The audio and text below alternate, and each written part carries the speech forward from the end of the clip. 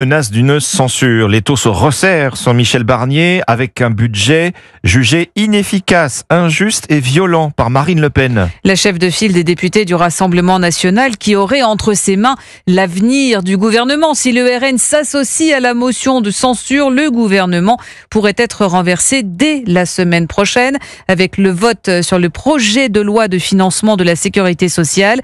Mais Alexandre Chauveau, les négociations avanceraient entre Matignon et le RN.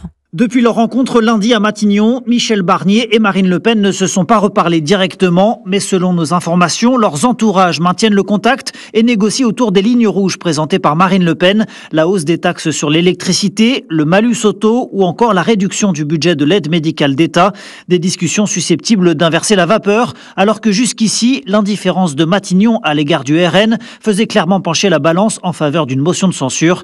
Les deux parties sont conscientes des conséquences d'une telle décision. Le mandat de Premier ministre le plus court de la Ve République pour Michel Barnier et l'étiquette de parti contestataire pour le RN. Aussi, hier soir aux 20h de TF1, Michel Barnier tente de se montrer ouvert à la négociation. Nous entendons les collectivités locales, et nous entendons les entreprises qui disent « faites attention au coût du travail ». Nous entendons les partis politiques qui nous disent « ne touchez pas aux petites retraites et nous les protégeons ». Voilà, j'essaie d'apporter des réponses calmes, sereines, objectives. Reste à savoir si les gestes de Michel Barnier seront suffisants. Un proche de Marine Le Pen voulait croire hier à une issue positive. Et la menace d'une censure pour le gouvernement Barnier, la menace d'une inéligibilité pour Marine Le Pen après 2 mois d'audience, dernière plaidoirie pour la défense de Marine Le Pen dans le procès des assistants d'eurodéputés RN.